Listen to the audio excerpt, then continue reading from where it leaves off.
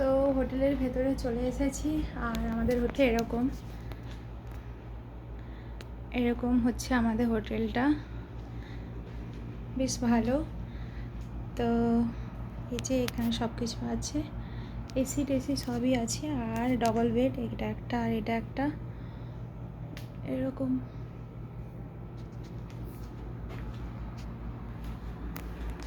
এটা রেফ্রিজারেটর, এখানে বসার আছে, এসি আছে, আর এটা বাইরের ভিউ।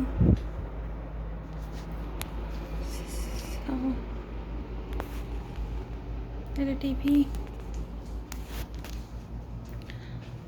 এখানে হ্যাঙ্গার, এটা হচ্ছে একটা আয়রন,